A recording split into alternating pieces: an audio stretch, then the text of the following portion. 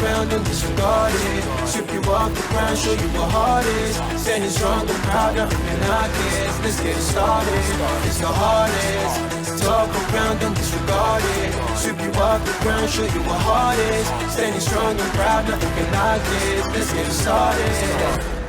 Yeah, get your boots ready. We're about to go on a trip where we wrestle, nobody settling or calling it quits. You're here for the grit, betcha this stuff is amazing. You're stumbling? Welcome to the bump in the apron. Step into it, the hardest part of the ring. Here to bring fun, yeah, in this art he is king. It's the best thing, making sure you don't tap out. Don't go soft with the hardest podcast out. And it's not just another one, it's clear.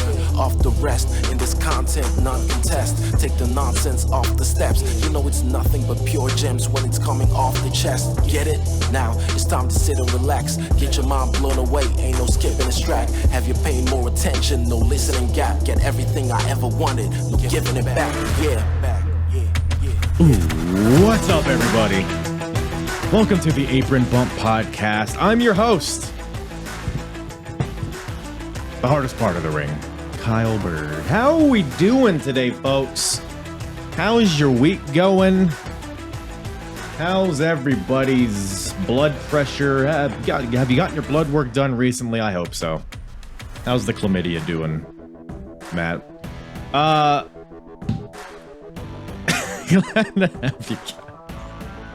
Oh man, it's Monday for me. Full transparency. Don't you hate the Mondays? Got a case of the Mondays.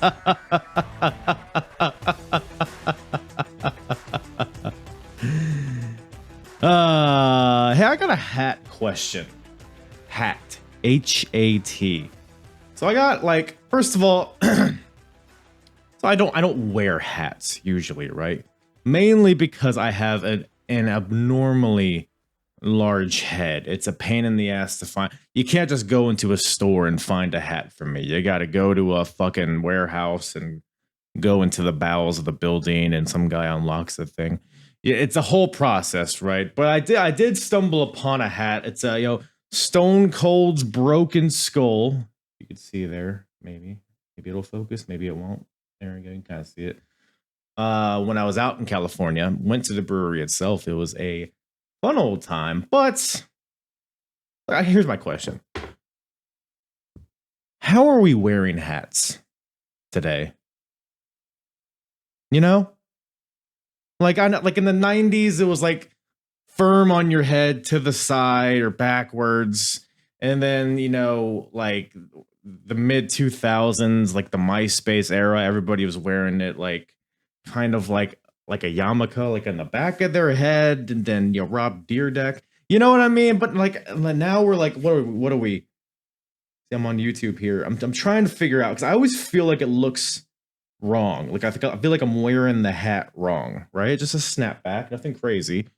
Do I just not have the head for it? Is it the hair? Is it the face? Am I just an ugly piece of shit? That's probably it. Like right now, it looks like I'm just wearing like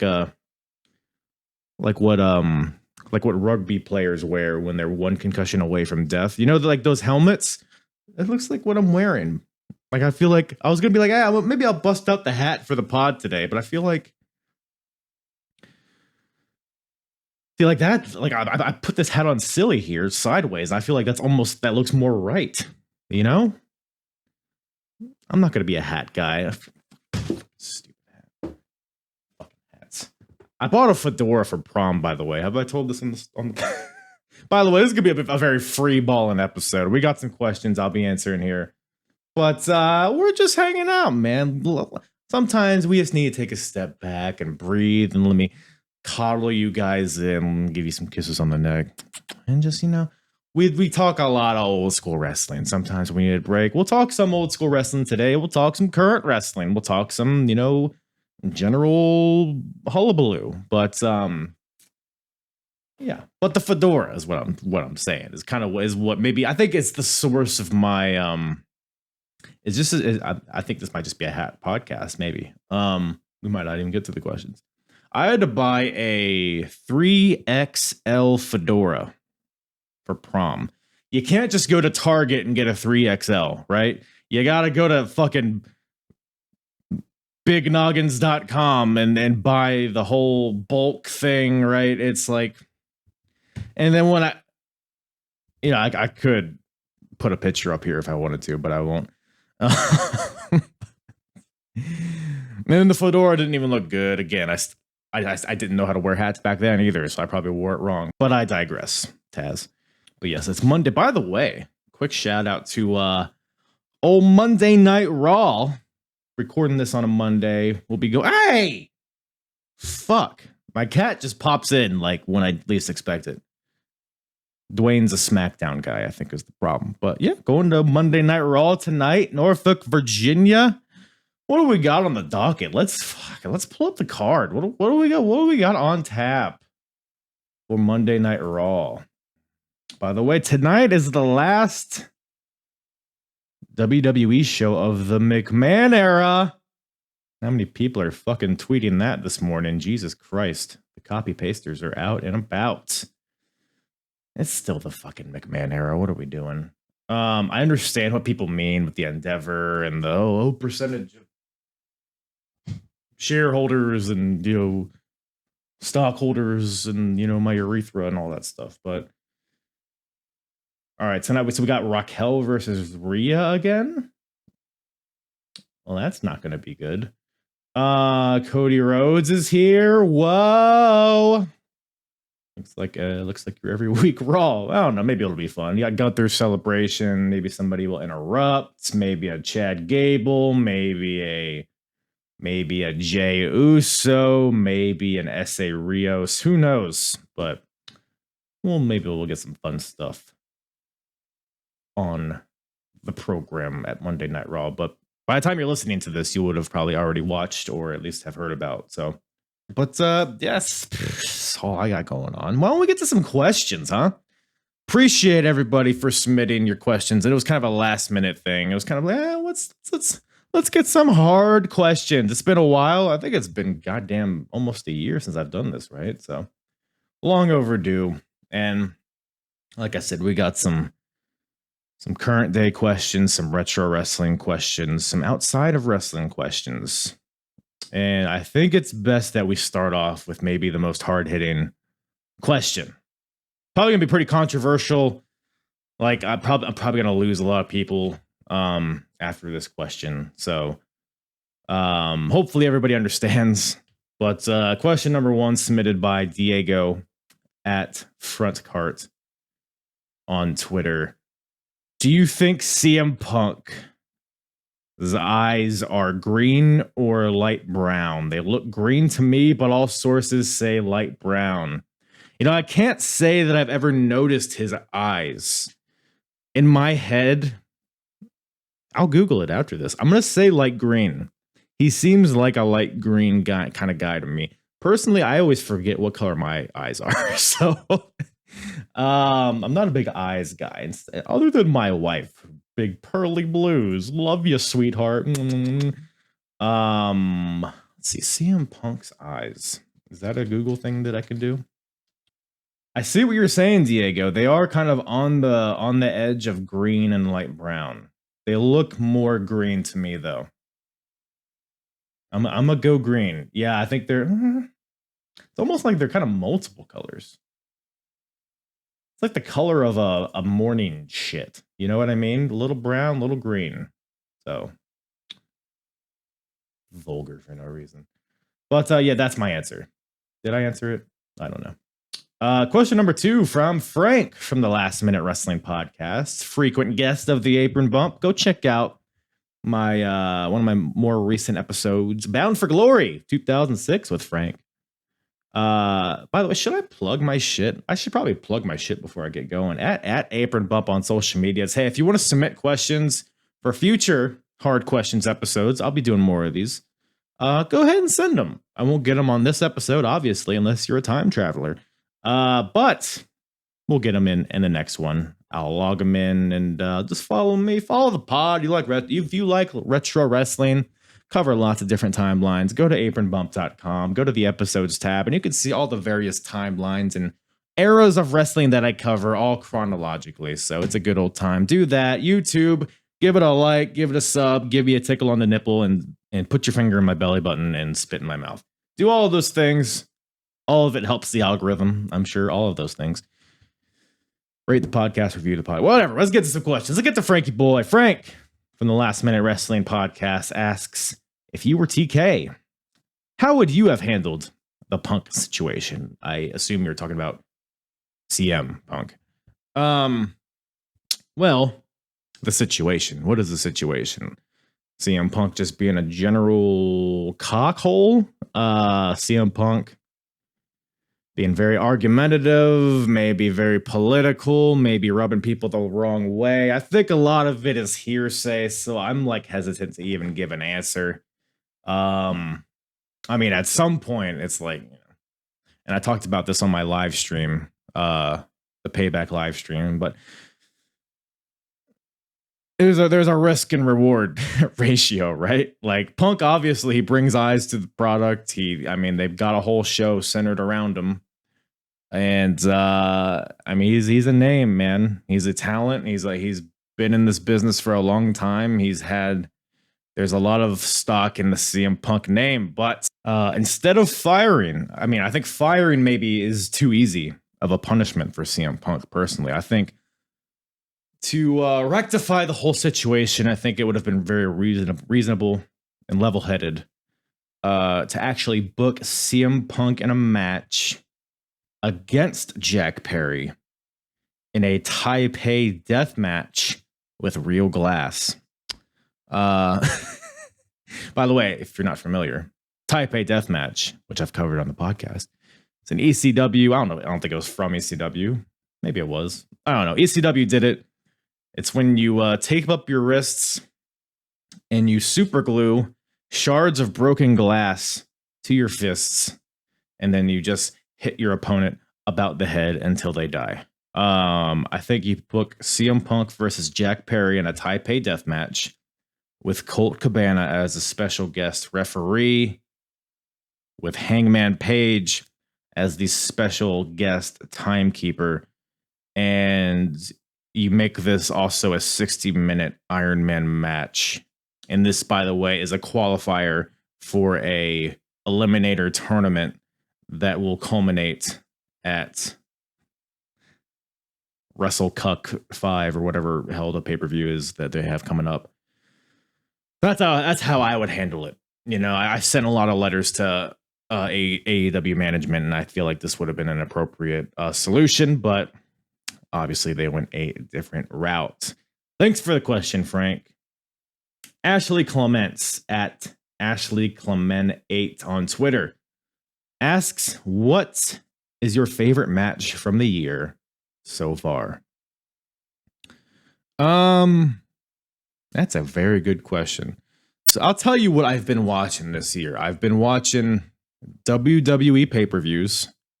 I've been watching most of the weekly AEW Dynamites, most of the collisions in the AEW pay-per-views. I also watched the entirety of the G1 Climax this past year. Otherwise, I have not been watching a lot of current wrestling. I guess that's still a lot. Favorite match of the year.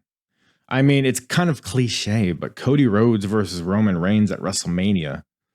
People shit on the finish, and we've already talked about that, but the match itself was so good, man. I think that's also a big reason and why people think that should have been the end for Roman Reigns, is because the match just felt so fitting for like a finale. Like, it was so good. Like, all the callbacks to Cody's family, the bloodline interrupting, and then KO and Sammy, evening the odds. Both guys had their run-ins with the bloodline, obviously, in the months leading up to that.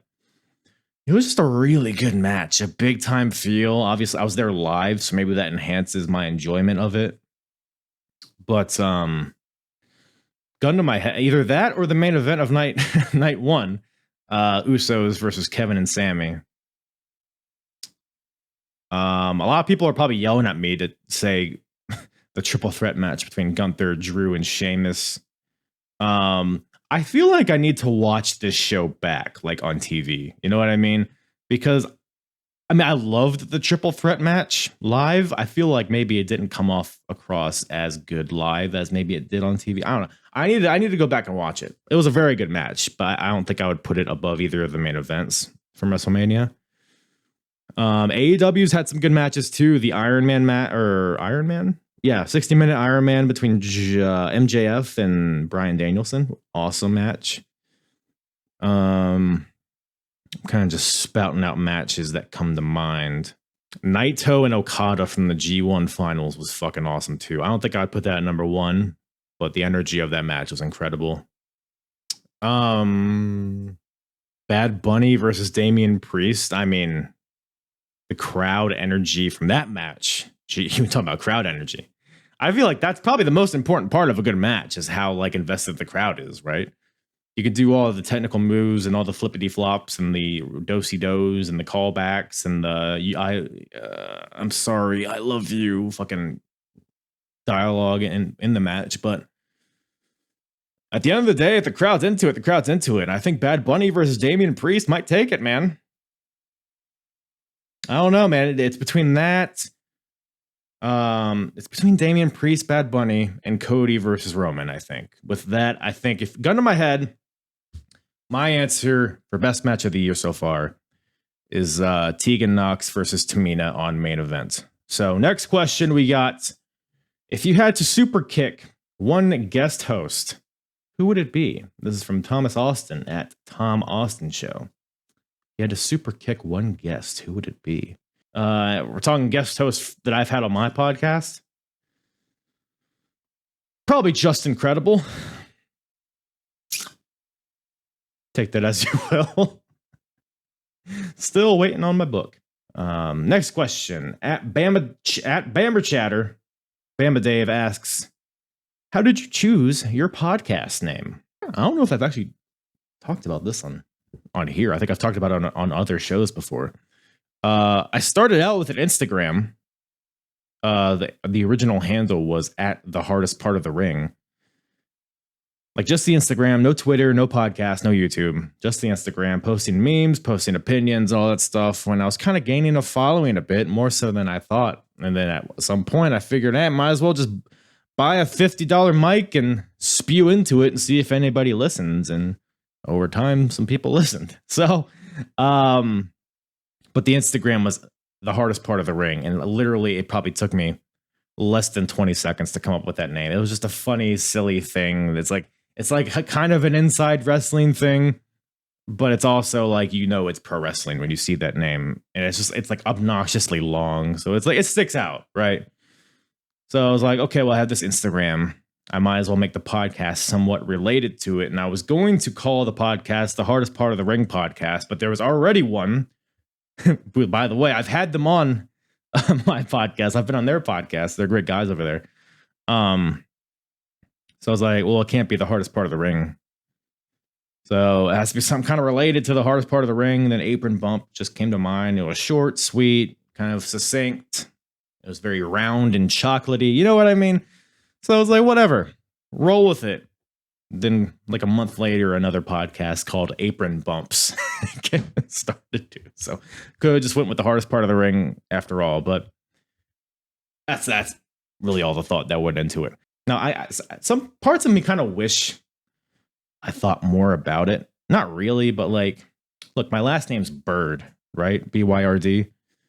So I could have gone with like the Winged Eagle podcast, and that would have carried forward with like all the retro wrestling. But there's like 87 Winged Eagle or like Winged Eagle adjacent names for podcasts out there. So it's like whatever. But that's how we got here. That's how we got to the Apron Bump.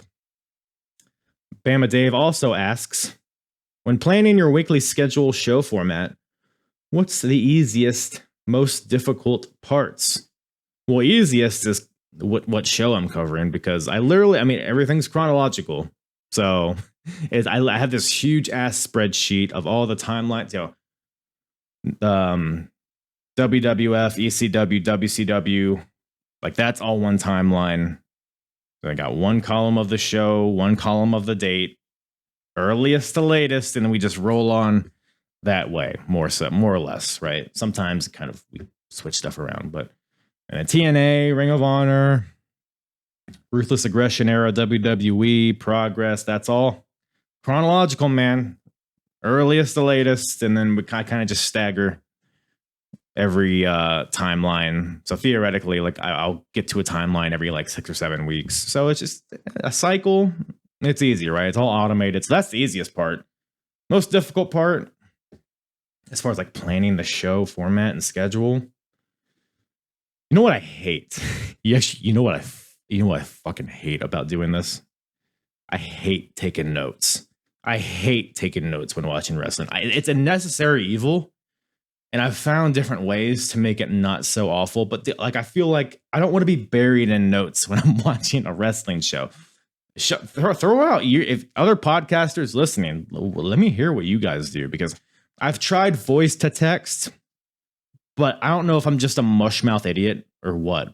But my phone never like hears what I'm saying. It's always like 80% right. You know what I mean? Like if I try to say abyss, right? That's a big one. Abyss, like the wrestler. It's never abyss. It's always like a bliss or abacus or something. It's something like not quite there. So I have to go back and like try to figure out what I said after the fact. When comma, right? When comma was in the thick of things, right? In the timeline that I'm covering, The Godfather, you know who he is. I would say comma into my phone, and then it would just do the fucking punctuation point, comma. So it's like, why are all these commas here with no words?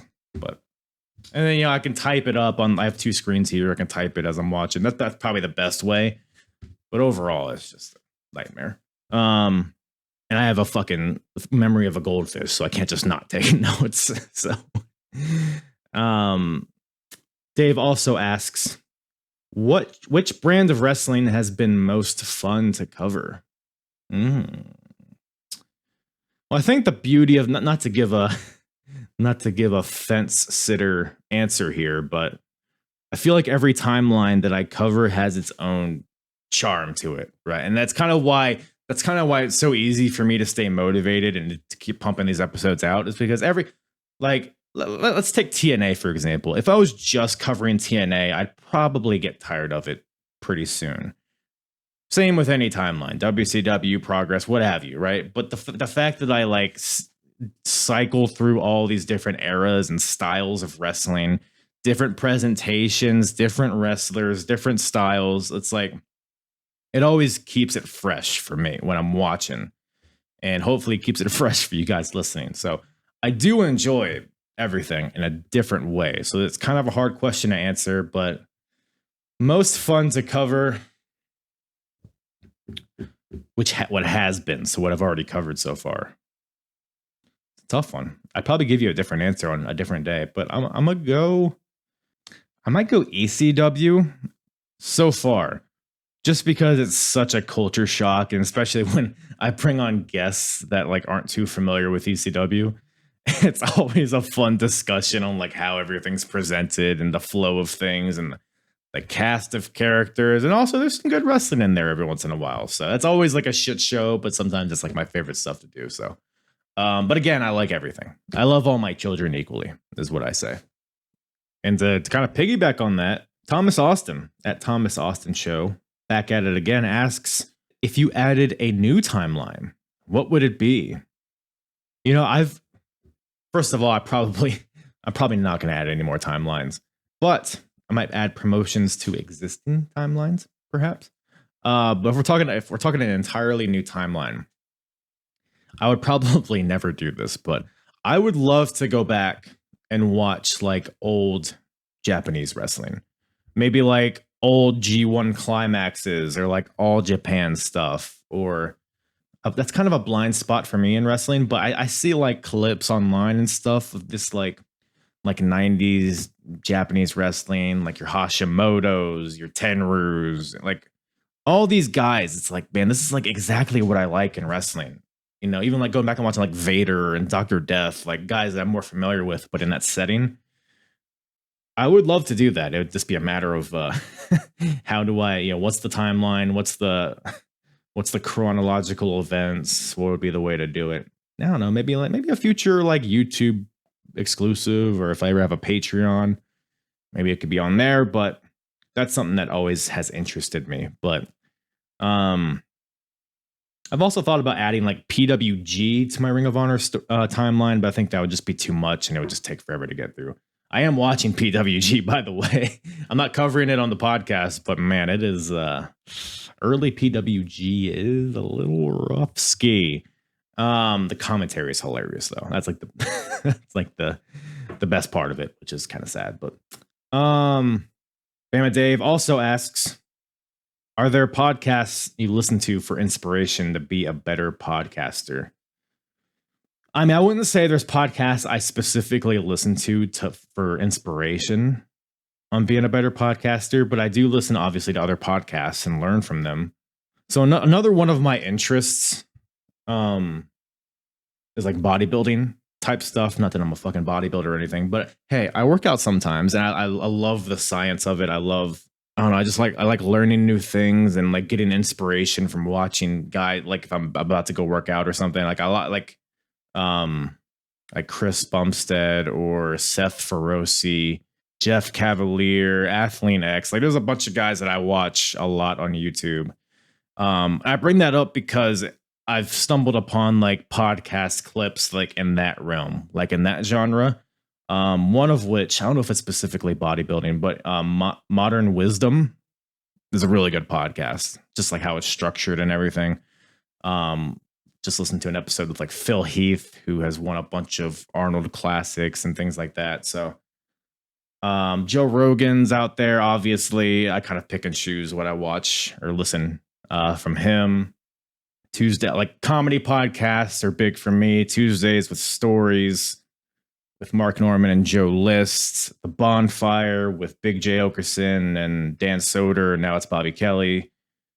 I was a big Opie and Anthony fan back in the day as a radio show, not a podcast. But I try to listen to different genres and different styles and kind of pull from what interests me or what I think that I could, do. Right. So I don't know if that's an answer, but that's what came out of my mouth. Frets from @Fretzelmania on Twitter has a few questions. What are tropes in wrestling you miss? And what are ones you wish would die in a fire? Ones that I miss. Interesting. I adore the abdominal stretch spot while holding the top rope when the referee's not looking, and then the referee comes around and then you take your arm down. And the ref's like, hey, were you just touching this here rope? And the guy's like, no, I'm just holding the guy. And he's like, okay, let me go walk around here. All right, do you have? And then he fucking does it again. And then the ref kicks his arm and it's a whole thing. Love it. I want more of it. Is that a song? That's just one that comes to mind. Outside of that, I don't think we're really. Which ones do I wish would die in a fire? Well, we can have a whole podcast on that, pal. Tropes. I mean, it depends what you consider a trope. False finish, finisher kickouts, way too much. Way too many dream matches. By the way, just marketing a match as a dream match, get the fuck out of here. Look, we got Bryan Danielson versus Zack Sabre Jr. coming up. I get it. We all get it. It's a dream match. You don't need to put dream match on the chyron underneath the fucking graphic of the match. We got it. All right. Okada versus Danielson. We got it as a dream match. Edge versus Randy Orton. Greatest match ever. Is it? Why don't you let it happen and let the people absorbing it tell you that? So like the pre like, I don't know, whatever you want to call it. So yeah, other tropes. I mean, goddamn pal, dives to the outside every match. Little too much blood for my taste. To the point, not that I'm like appalled by it or anything. It's just like when it's every match, it loses its meaning. And I think that's kind of a general like sweeping trope is just too much, right? Just too much everywhere. Too much blood, too much weapons, too many gimmick matches, too many dream matches. Here's a trope. eliminator matches. So you beat the champion to get a match with the champion. That can die in a fire for sure. It's stupid. Like if a champion loses on TV, he should lose his title. Like that's my thought. If it's a singles match and you're facing the guy, and then what happens? Either the champion wins or the challenger wins and then loses the title match. Open challenges too is another thing. Way too much of that. Way too much of that. Build a fucking story. Whose cock do I have to suck to get a goddamn story built for a title match? Hey, by the way, we can also hear me out. Hear me out. It's gonna be crazy. It's gonna be crazy. We can also on TV have feuds that don't have anything to do with titles. Ooh, hot take. Hot take alert. Wee woo, wee woo. Fucking, especially for the women. Good grief. Is there any women's content on, mainstream American TV with that doesn't involve some sort of title? You don't need a title to make a story. Make a story and then have the thing. Whatever. What is your favorite gimmick match? Fretz also asks. He also shouts out potential answers like steel cage and pinata on a pole. Both great answers. Both great answers. What is my favorite gimmick match? I like the Fight for Your Right Battle Royal. Oh, you don't remember what that is? Well, I just watched it last night as I was going to bed. It's the reverse battle royal to figure out a number one contender for the title. How do you, or I guess it could be for whatever, right? But it starts out with however many men, right? More than 8, right? So let's say, I don't know, 16 people on the outside of the ring, right? You start on the outside of the ring, and then the goal is to make, by the way, this whole thing is 3 stages, right? This is a 3-stage match. The first stage is to qualify. You start on the outside of the ring. By the way, this sounds like I'm bullshitting, like I'm just having a laugh. This is a real thing TNA did. You start on the outside of the ring, let's say 16 people.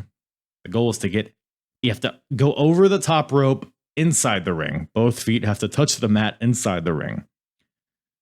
Once 8 people are inside the ring, that stage is done. So it's those 8 people have qualified for a tournament, which brings us to stage 2, which happens right away.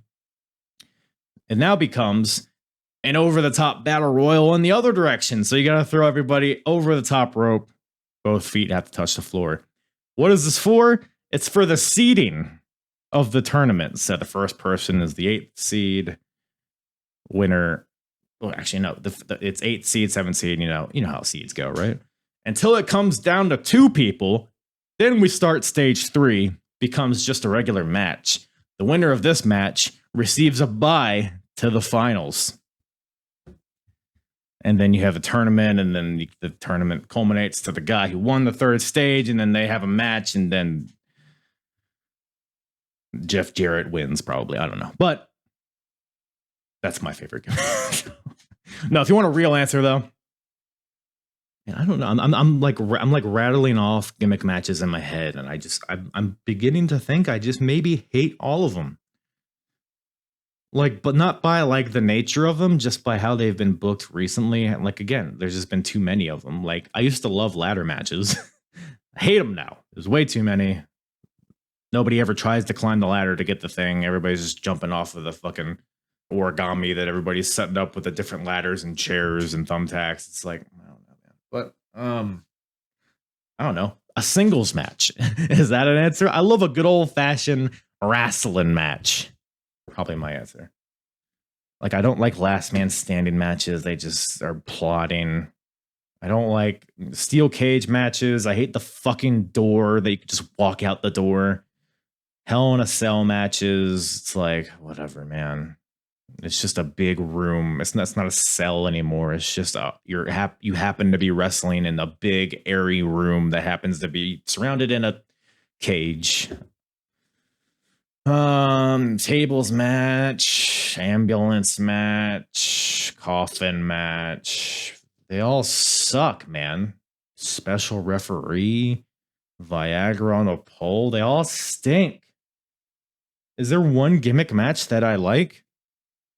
I guess a street fight can be fun. Just like use weapons, I guess, if you want, but that's not like the the foundation of the match. You know what I mean? I don't know. Gimmick matches suck. Maybe that's just my answer. Fretz has one more. He asks, who from Hollywood, past or present, would you like to see involved in wrestling somehow, alive or dead? So somebody that, hasn't been involved in wrestling, I assume, is the kind of pretense of this question. Who from Hollywood? I don't have a very vast Hollywood knowledge, to be fair. Maybe Dwayne Johnson. No. I don't know. Amy Schumer. Have her have a match with Charlotte Flair. See what happens. Kick her stupid face off. Probably in a manager type sense, right? I don't know if I particularly have a urge to see any Hollywood, unless it's Vin Diesel. You know what? Let's just go with Vin Diesel. I think it writes itself. I think Vin Diesel, if you really want to stick it to The Rock, go out there and have a better career than him. I think it's time. I think it's time for family. One last ride. By the way, I've been binging the Fast and the Furious movies, and phenomenal. They're all phenomenal. They're all the best movie of all time. I don't know why they get so much hate. I get it, but they're great. They're great. Vin Diesel's not that great, but he's there. He's a better musician. Have you guys heard it? Vin Diesel's have you heard his music? Maybe I'm not gonna put a clip. What is it called? So you guys can search it out for yourselves after you're done listening to this, of course. First of all, I want to see if he has any more songs out. Feel Like I Do. That's the song. Oh, does he have a fucking new song? Days Are Gone. I don't think I've heard that one. I don't think it's new, but yeah, Feel Like I Do is a banger from Vin Diesel. So go check it out. That's not a sentence I ever thought I would say on this podcast, but Vin Diesel is my answer. Or Amy Schumer. Or both of them. Whatever. Put them in a steel cage match. The Kid, Mikey Wilkes, at Kid Wilkes on Twitter, asks, what software do you use for podcasting? I want to get into it myself, and I hear the app that was Anchor is good. Anchor's a good one. It's kind of an all-in-one place. I personally have not used it, but I've heard good things. I've heard mixed things, but it's a very convenient app, and it's good. Like, it gets your product out there. That's really all that matters at the end of the day. I use Podbean for hosting. I use StreamYard if I have guests, but that's been the biggest headache for me as far as software is finding, like, because there's like Zoom out there, but the video kind of sucks and the audio is kind of whatever. And like, if you lose, it's easy to lose recordings, like if your power goes out or whatever the hell, or if it, whatever. So I've used Riverside I used to use, but that can suck a fucking chode. Like, there's just way too many issues with they do too many updates. It's like fluff updates that add features that nobody uses, and it just ruins the whole experience. Like, you can't connect to your guest. There's a big lag. It's blurry. There's a finger in my butt. Like, there's so many things that I don't want and I didn't ask for that Riverside gives me. So StreamYard if you're recording with guests, or if you can use it if you're just by yourself too. Camtasia for video, Hindenburg for audio, but there's a lot of options. It's really just what you like. By the way, Adobe. Hey, Adobe, if you're watching, like whoever runs Adobe, I don't know, Bill Adobe, is that your name? Can we cut it out with the subscription model? Like, what are we doing? I'm not paying a monthly fee to use your shit. Just let me buy the thing. I don't care if it's $1 million. Just give me a price. Let me have it forever and be on my way. Cut the shit with the fucking subscriptions. You suck. You stink. Adobe. Don't you Adobe these nuts, huh? Right, folks? Yeah.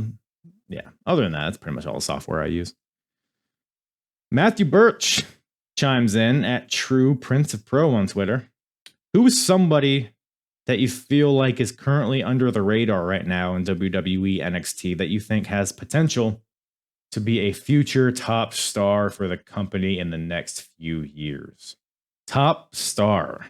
That's because there's a lot of guys with potential to have like be a prominent part of the show, to have their place, but we're talking future top star. You got LA Knight on the come up, right? But I don't think that's really under the radar.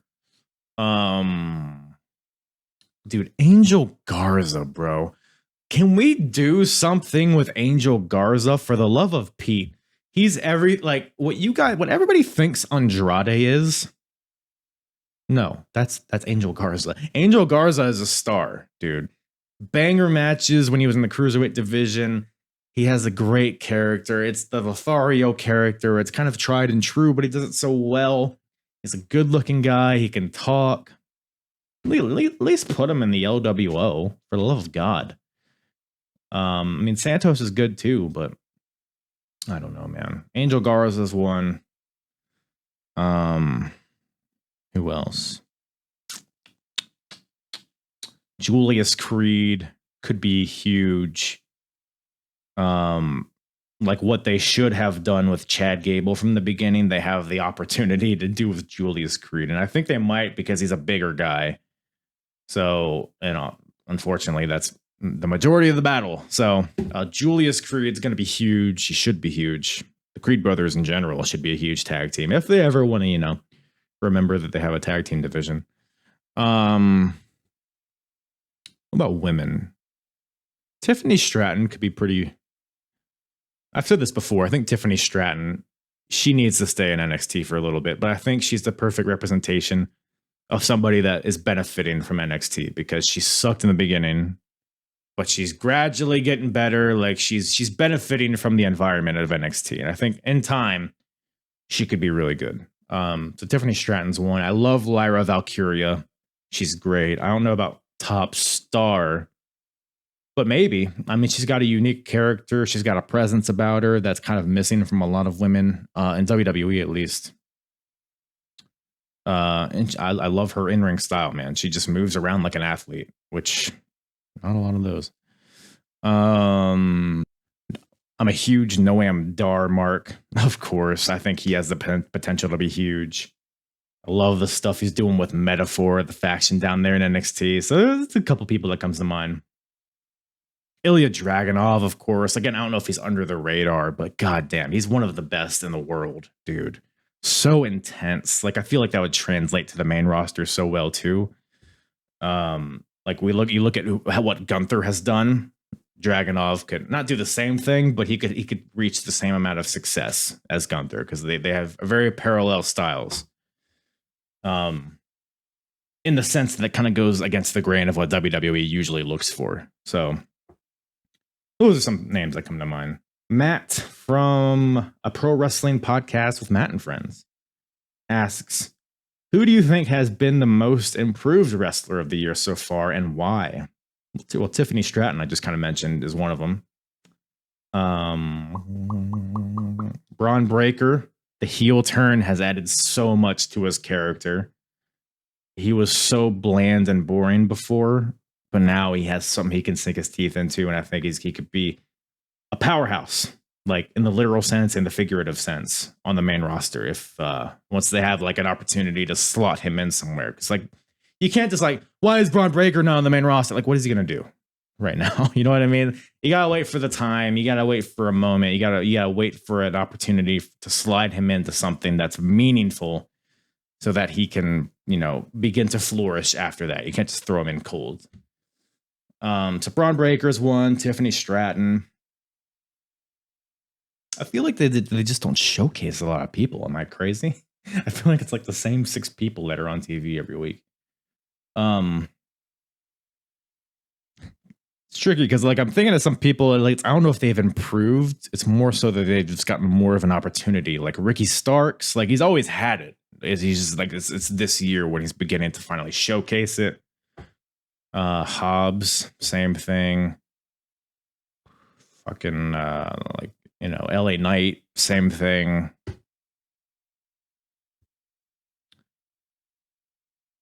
People are going to want me to say Dominic Mysterio, but that is that is not true. He improved from the baby face that was just carrying around his father like a backpack to being a heel. Like that transition was an improvement. But he's been the same guy since he's been in the Judgment Day. Like, oh, he gets such huge reactions. Guys, it's a meme. People don't actually hate Dom. Like, it's fun to go and, like, I'm going to go tonight. In a few hours, I'm going to go and boo my ass off at Dominic Mysterio. But it's like, does that mean he's improved? Or does that mean he's just a fun character to boo? You know what I mean? He got there because of the Mysterio name. The feud between him and his father, an easy thing to hate a boy for. The Judgment Day, the top faction, everything's just kind of fallen into place for Dominic. He's been in the right place in the right time. He's done fine. He's done enough to tread water and to be successful for what his role is. But I mean, has he improved in the ring? Not really. Has he improved on the mic? No. I mean, everything about him is still bland. He has no presence about him. He has no, like, he can't read a room. He can't.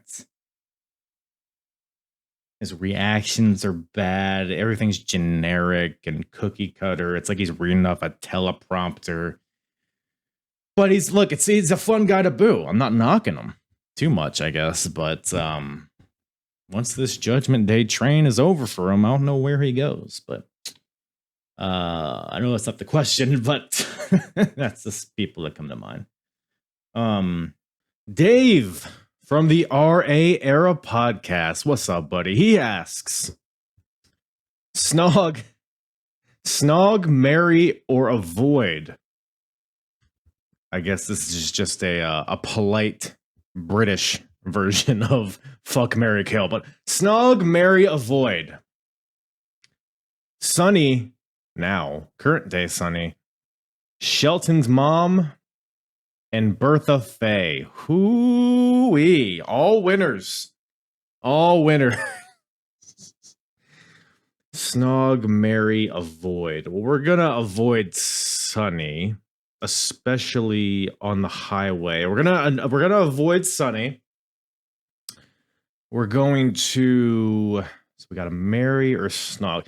So correct me if I'm wrong. Let me Google this just to make sure. I mean, in all of the Love Island UK that I've watched, from my understanding, Snog is to like kiss or to like make out with somebody, not to have full on coitus. Kiss and caress amorously. Hello. I need to use the word amorous more in my life. All right, so we're kissing amorously or marrying somebody. I'm gonna tell you what, this Bertha Faye. Say what you want about BF. The lady's got some DSLs on her. She's got some smoochers on that gam of hers. So I think I might give a little snog ski to Bertha Faye and marry Shelton's mom. I mean, can you imagine the cooking from old Shelton's mama? Does she have a name? Probably not. I think she's just Shelton's mama. And Bertha Faye, like, she's probably gonna bring Harvey Whippleman with her, and that's the whole thing. I don't want to deal with that my whole life. So just a quick snog for her, and then enjoying Shelton's mama. I mean, just the thought of like going to bed with her and doing crosswords and drinking tea and having her, you know, hit me on the ass with a newspaper or whatever she did to Shelton. Love all those things. Shelton's mom just seems pleasant. I mean, pleasant's not the right word. I think she'd be a hoot to be around. You know what I mean? So, yeah, why not? I'll marry her. Next question from Handsome Dan Lopez at Dan's Final Say on Twitter. Do you think an individual talent drawing money is still a thing? Or is the audience for wrestling pretty much where it's going to be for the foreseeable future? And it's really just the institution of wrestling or the company itself drawing money. I mean, that you can absolutely have a singular talent that draws people in. I think Cody Rhodes is an example of that. I think Roman Reigns is an example of that. I think CM Punk is an example of that. I mean, these are just the modern examples, right? I think people exaggerate the effect of like individual stars drawing. Like, yeah, people are coming to see Cody and Punk and all that, but like there's a general interest in the company that I think brings people in.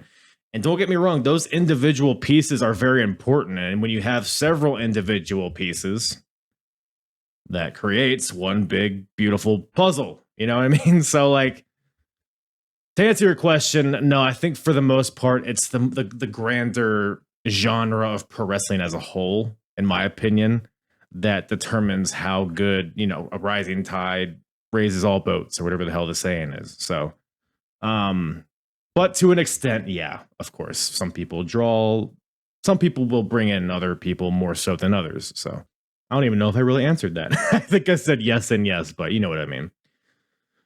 Ross from Wrestling Should Be Fun at Ross Casey 24 on Twitter.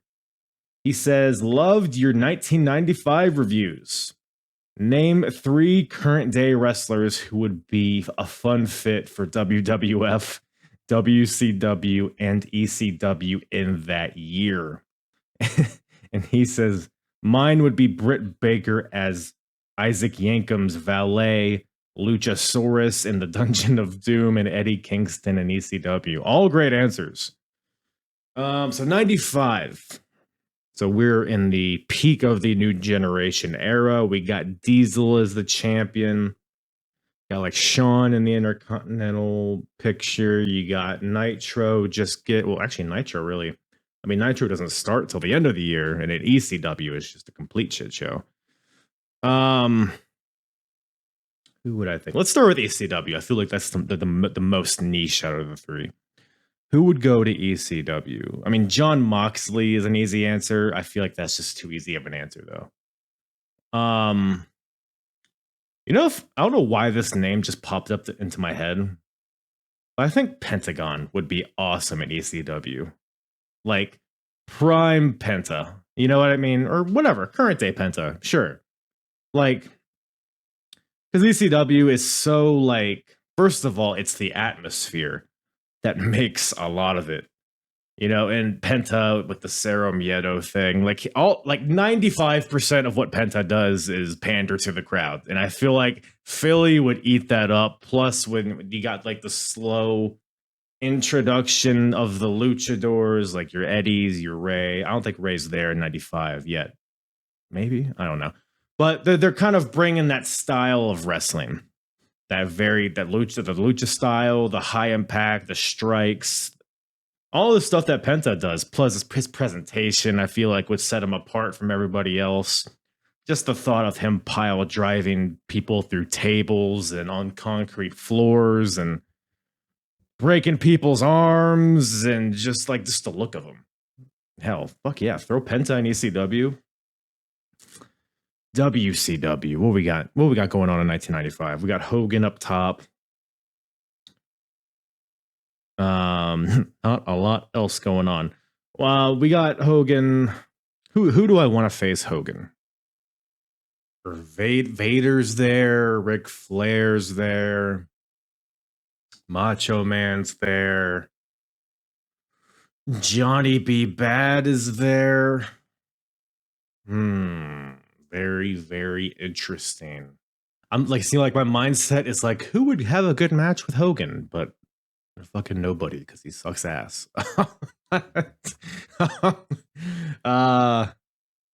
See, WCW, you get the really animated characters, but they're not like cartoons like they are in WWF as far as like the aesthetic for the most part. You know, there is the Dungeon of Doom after all. Well, a lot of it's like your classic wrestlers, your big steroidy boys, very wet, a lot of tanning oil, a lot of cocaine. So who could thrive in that? You know, I just had a thought. Let's throw CM Punk in WCW in 1995. Just the utter juxtaposition of CM Punk along with all the other fucking roided out meatheads. Fantastic. He can have some good matches with like Flying Brian, Johnny B. Bad, William Regal. Hell, do what you want, but or hold on. Or would he be better in ECW?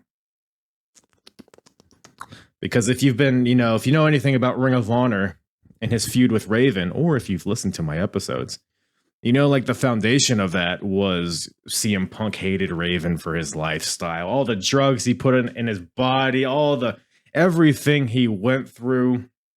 You know what? Fuck Penta. Let's throw CM Punk in ECW. Let's throw, you know what? Take Penta. Don't fuck Penta. Penta, stay here. We're gonna put you from here. We're gonna take you out of this box. We're gonna pick you up. We're gonna put you in this box, the WCW. Dungeon of Doom, maybe. I don't know. The cruiserweight division will be a thing eventually. I don't know if he's a cruiserweight, but he's Mexican, so I think that's all that matters in the eyes of WCW in 1995. I don't know. Have matches with Conan. Who gives a shit? WWF. Who do we want in WWF in 1995? Who's gonna face Diesel or Mabel or Shawn Michaels or Mantar? You know what? Ross, you said Eddie Kingston to ECW. I say Eddie Kingston to the WWF. Because you know what's brewing in 1995? Oh man, we are still in the colors. We're still in the Doink era. But by golly, in a matter of a year and a half or so, we got Steve Austin in the house. We got, the Brian Pillman stuff. We got the Hart Foundation stuff. We got DX.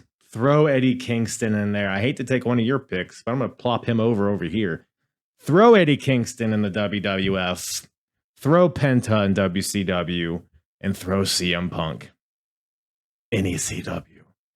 Then CM Punk could have his Taipei death match, See? Full circle. First, full circle all here on the apron bump. We're having fun. Thanks for the question, Rossi boy. Steve at SCW_Steve on Twitter for my most recent episode, WCW Great American Bash 1996. Go check her out. But Steve asks, what's the worst match you've had to watch and review for your podcast? When I think of worst matches, right? The worst quality about a match and the match that makes a match just outright terrible is if it's boring. Like if it's dumb fun, like if it's like stupid and poorly executed and botchy and just all discombobulated. Like that has a certain charm about it, especially, this question, watch and review for the podcast, at least gives fodder to talk about for the podcast and to kind of laugh at while watching. But man, there has just been some boring ass matches. If you've been following the hardest promotion battle of 1996, which is something I do following at towards the end of those 1996 episodes, currently tracking Hulk Hogan versus the Giant at WCW Super Brawl 1996. That's definitely at the top for sure. Just a boring, stupid match. The King of the Road match was like funny at first, but then it just went on and on. By the way, this is the match where they fight on a bed of a truck that has hay and cages and stuff. It's like a semi truck, and they have to like fight their way to one end of the trailer and ring a bell or something. I wouldn't even put that at the worst because it was just silly. So I might go Hogan and Giant just based on boring. By the way, this is not their monster truck match. That was fantastic. What else? TNA. Has TNA had any bad matches? Not really. Not as bad. Triton versus Monty Brown at TNA Destination X was wretched. I mean, Triple H versus Scott Steiner at No Way Out 2003. Triple H versus Hulk Hogan at Backlash 2002. You could have a lot of Triple H matches on this one. Triple H versus Undertaker at King of the Ring 2002 was very awful. I don't know which one tops the chart, but those are just some that come to mind for me. Nate from Game Changer Wrestling Podcast at Real Effin' Game poses this little ditty. We've heard the Mount Rushmore of men's wrestlers. In your opinion, who is on your Mount Rushmore of women's wrestlers? You can do in all wrestling or specific promotion if that's easier. For me, it's Gail Kim, Rhea Ripley, Asuka, and Trish Stratus. It's a very interesting question. Mount Rushmore for women's wrestling. So when I think of Mount Rushmore, you got to kind of go back to the pioneers, right? I'm not going to throw Fabulous Moolah in there. I'm not going to throw Mae Young in there. Lalani Kai, no. I'm not going to throw who's the Wendy Richter, maybe Wendy Richter. I don't know enough about Wendy Richter to put her on here, but I will have to throw Trish Stratus on there, dude. And I'm covering this in my podcast. You've heard me gush about her. By golly, she was great, dude. Like, people think of Trish Stratus like in the early 2000s, and they think TNA. They think her walking like a dog for Vince McMahon. They think of all that stuff. They think of the divas. They think of the brawl and panties matches, the paddle on a pole matches. Trish is out here, at least what I'm covering right now in 2003. I mean, she's having really good matches with Jazz, Victoria. Is that it? Maybe that's it. But they don't have a lot of quality women's wrestlers at the time. But it's those three. Lita's injured at the moment, but and then she goes on to have great matches with Lita, Molly Holly. Like, Trish is a workhorse, and she's really is she the most polished wrestler of all time? No, but she has a fire about her that's it comes through the screen, and the matches they flow. They're fast paced. They're hard hitting, more hard hitting than you remember. So they wanted to wrestle back then, man. And you can see that it's almost like in spite of their booking, they're going out there and having, they're attempting to have great matches. They're not always great matches, but you can tell they're working hard, right? So Trish Stratus was the spearhead of that. She was the face of that division. She's come back. The thing with Becky Lynch, the feud wasn't that great, but then they culminated into a great steel cage match. Trish had a great match with Charlotte a few years ago at Survivor Series, I think it was. You got to throw Trish on there as number one. People are going to want me to throw Lita on there as number two, but I don't know about that yet. Let's think about this. I don't want to put Charlotte there, man. I don't want to put Charlotte on this thing, but I might have to. Just Charlotte has the star power that has been unmatched, especially in this era of wrestling, women's wrestling. And she can have great matches. Most nights she decides not to, but I mean, her match with Rhea Ripley at WrestleMania, the Trish match I just brought up, the series of matches with Sasha and Becky, and just other she had a really great match with Naomi. Charlotte's probably got to be up there. I'm gonna throw Charlotte up there just based on her name value, how people respond to her star power. I don't have a lot of good things to say about Charlotte Flair, but she's where she's at for a reason. That's all you gotta say about it. So Trish and Charlotte. Gail Kim, Nate, you throw Gail Kim out there. That's a pretty good one. You know what? I kind of want to throw Gail Kim just because TNA did the Women's Revolution before WWE even sniffed the thought of it. You know what I mean?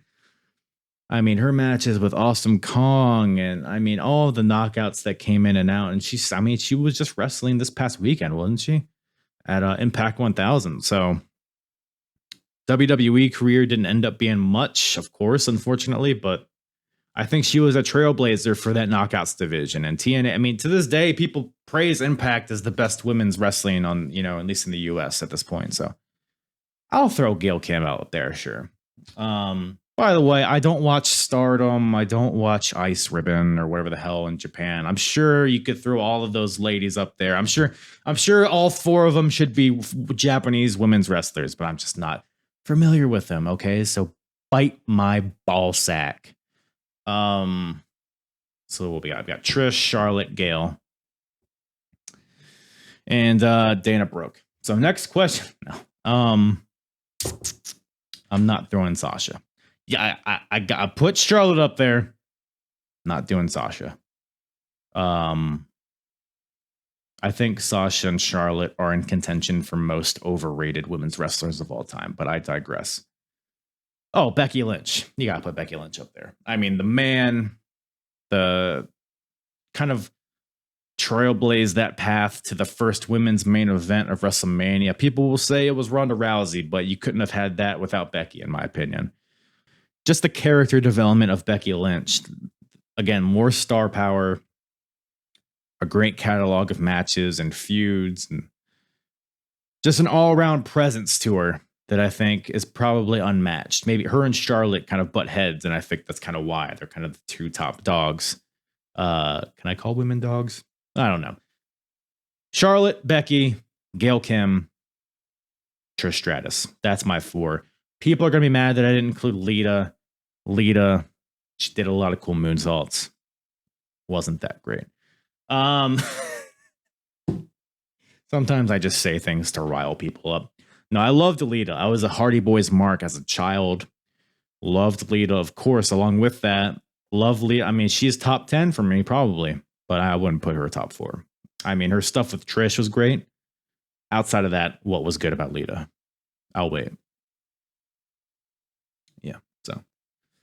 Bama Dave's back at Bamber Chatter asks, what's a storyline, feud, or series of matches that you wish you were there in person to fully experience in real time and not looking back? I mean, it's cliche to say Rock and Austin, but goddamn, WrestleMania 17, Rock. I mean, WrestleMania 17, just being there live. That would be my ultimate dream. It's my favorite show of all time. The TLC match made me a wrestling fan. Rock and Austin, one of the best matches of all time, maybe the best feud of all time. The hardcore match. I mean, Shane and Vince, like it's just had everything. I would love to go back and watch WrestleMania 17 live for sure. Storyline, feud, series of matches. I actually, slightly off topic, I do have a running list of my favorite matches. I don't know what I'm going to do with it yet, but I might take a gander at it and see if anything piques my anal here. Ooh, Sami Zayn versus Shinsuke at NXT TakeOver Dallas, was it? Shinsuke's debut. Would have loved to be there live for that match. Just incredible. By far Shinsuke's best match. And that was his first match, which is kind of sad. The Unbreakable. I mean, going back to TNA, the series of matches between AJ, Styles, Samoa Joe, Christopher Daniels, the triple threat matches they had. AJ and Joe had an awesome match at, what was the show? Sacrifice, maybe? Turning Point? I think they had a couple really good matches. Daniels and AJ had an awesome Iron Man match in 2005. Like, just those series of matches. It was a great feud, too. I've said it in my TNA reviews, but people forget, like, they remember the match quality. They forget how awesome the storyline was, how AJ and Daniels were, like, the epitome of that division, like, the respect, we're just here to compete against each other, to be the best, shake hands and all that. And then you just have this savage Samoa Joe come from the outside of TNA, coming into TNA, having no regard for shaking hands or being respectful, just wants to kill everybody, sending people to the hospital. Has this towel around his neck with AJ's blood on it or Daniel's blood or whatever it was. An awesome storyline, awesome matches. Be fun to see. Like, although they didn't have any ultimate. No, they did have an Ultimate X match, actually. I would love to see that. Those are some that come to mind. I mean, I have a huge list of matches that. I mean, it would have been awesome to be at any NXT takeover, like in the peak days of it. I mean, the crowd carried those shows. I mean, the matches were great as well, obviously, but like to be there for like a. I mean, I said Shinsuke and Sammy earlier, but to be there for like a Sasha and Bailey or a Ciampa Gargano, Cole and Gargano, or like peak Ring of Honor, to be there for like Punk versus Joe and what was it, 04, 05, when they were having their classics. Like, can't get any better than that, man. Or, maybe just to be there for the Kennel of Hell match. just to see, just to smell the dog shit, both figuratively and literally. Closing out here with a few questions from Thomas Austin at Tom Austin Show. He asks, what's been your favorite innuendo through the show? You see, these things, they don't like stick in my brain. They just kind of fall out of my mouth and then I forget them forever. So, I don't know, man. Hey, drop a comment. What's your favorite innuendo from the Apron bump? For the life of me, I can't think of anything. I don't remember anything about my podcast. I don't even know what my podcast is about, to be honest. Tom also asks, move one superstar from each company in the wrestling war of the 90s to make another company better. Ooh, I like this one. So if anybody unfamiliar, the Wrestling War of the 90s is my timeline where I cover WWF, WCW, and ECW throughout the mid-90s, throughout the wars. Currently, we're in mid-1996. So I guess at that point, right? So basically, like, we're approaching Bash at the Beach. We're approaching King of the Ring, which is Austin 316. We're approaching Hogan turning heel. ECW starting to cook with Taz being built up. You got Sandman and Raven feuding. Move one superstar from each company to make another company better. Who to make another company better? So we're not taking into account the negative effects of removing this person. I would. Here's a question. Actually fun given the timeline that I'm currently in. So we are building to the NWO, but we are not there yet. AKA they are teasing the third man, but it has not come to fruition as Hulk Hogan yet. So who could be that third man from another company that would have made WCW better? Maybe not necessarily that would have been better than Hogan. Ooh, hold on. No, never mind. I'll put a pin in that one. Who could have been the third man for NWO from WWF or ECW from that time period? I think it would have been really funny if like The Undertaker he just like adopted that American Badass persona in like 1996 with Kevin Nash and Scott Hall. I mean, come on, man. Or do we want him in ECW? It's a tough one, man. I think I would need to mull this over for a little bit. So we'll say for now, we'll say Undertaker to WCW. ECW. Who does ECW get? And Sandman and Steve Austin, right? They teased a little something in the short period that Steve was there. That could be great. I'm going to say bring Steve Austin to ECW, have him and Sandman feuded out. Who does WCW or who does WWF get? I'm trying to decide if I want to go the funny route or the series.